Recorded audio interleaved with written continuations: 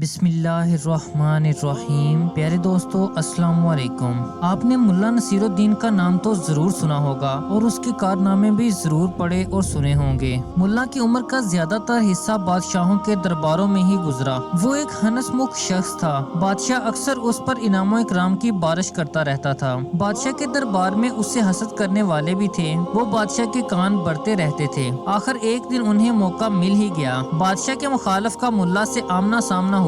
ملا نے اس کے سلام کا جواب دیا۔ اس نے ملا کا حال چال پوچھا۔ بس اتنی سی بات کا بتنگڑ بنا کر بادشاہ کو ملا سے بدظن کر دیا۔ بادشاہ ملا سے ناراض ہو گیا اور محل میں اس کا داخلہ بند کر دیا۔ چند ماہ تک تو ملا اپنی جمع پونجی خرچ کرتا رہا۔ کہتے ہیں یوں کھانے سے قارون کا خزانہ بھی خالی ہو جاتا ہے اور دیناروں سے بھرے کنویں بھی خالی ہو جاتے ہیں۔ کئی ہمدردوں نے ملا سے کہا کہ وہ بادشاہ سے معافی مانگ لے، مگر ملا کا کہنا تھا کہ عزت نفس بھی کوئی چیز ہوتی ہے۔ میری خطا نہیں تو کیوں معافی مانگوں؟ آخر انسان میں انا بھی ہونی چاہیے۔ چند ٹکوں کی خاطر بادشاہ کے ہاں ماتھا ٹیکوں؟ بادشاہ میرا خدا نہیں، میرا رازق اللہ ہے، وہی روزی دے گا۔ ملا نے جمع پونجی ساتھ لی اور ملک یمن جانے کی تیاری کر لی کہ وہاں کے بادشاہ کے ہاں نوکری کر لے گا۔ وہ ایک گھنے جنگل کے قریبی گاؤں سے گزرا، رات وہاں گزاری۔ دیکھا کہ وہاں کے لوگ بندروں سے بہت تنگ تھے۔ بندر ان کے کھانے پینے کا سامان، ٹوپیاں اور برتن اٹھا کر لے جاتے تھے۔ ملا کو ایک خیال سوجا اور لبوں پر مسکراہٹ آ گئی۔ اس نے اعلان کیا کہ وہ بندروں کا تاجر ہے اور انہیں دوسرے ملک میں لے جا کر بیچتا ہے۔ اسے بڑی تعداد میں بندر درکار ہیں۔ ایک بندر کے 100 دینار دے گا، وہ بھی نقد۔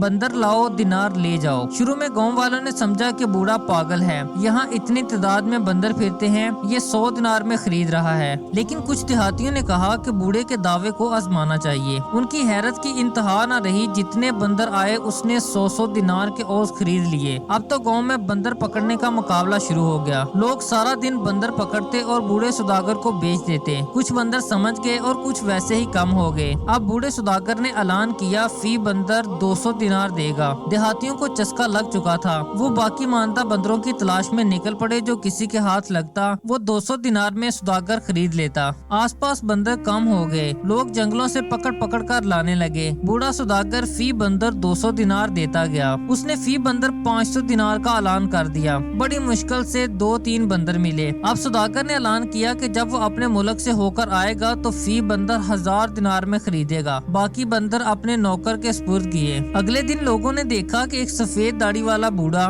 بندروں سے بھرے کمروں کے سامنے بیٹھا ہوا تھا۔ دیہاتی آئے اور اس کی منت سماجت کرنے لگے کہ وہ ہمیں بندر بیچ دے۔ اتنے بندروں میں چند ایک کم ہوں گے تو کون سا سوداگر کو پتہ چلے گا، مگر اس نے انکار کر دیا۔ دیہاتیوں نے جنگل چھان مارا مگر کوئی بندر ہاتھ نہ لگا۔ وہ پھر اس خادم کے پاس آئے اور کہا کہ ہمیں کچھ بندر بیچ دے۔ اس پر خادم نے 800 دینار مانگے۔ انہوں نے 700 دینار فی بندر پر سودا کیا۔ اگر ایک بندر 1000 دینار میں بکے گا تو پھر بھی مفت میں 300 دینار منافع ہوگا۔ اس خادم نے خاموشی کے وعدے پر چند ایک بندر بیچ دیے اور باقیوں کو رات کے مختلف اوقات کا وقت دے دیا۔ دیہاتیوں نے سونا، چاندی، قیمتی جانور دھڑا دھڑ بیچ کر بندر خرید لیے۔ اب انہیں سوداگر کا انتظار تھا۔ ہفتہ 10 دن گزر گئے، نہ خادم رہا اور نہ ہی سوداگر آیا۔ اب گاؤں والوں کو احساس ہوا کہ ان کے ساتھ دھوکہ ہوا ہے۔ وہ بندر خریدنے اور بیچنے والا ایک ہی شخص تھا۔ اب سب پچھتا رہے تھے کہ لالچ کیا اور اس کی سزا بھی مل گئی۔ دیکھا دوستو، لالچ بری بلا ہے، اس لیے اس سے بچو۔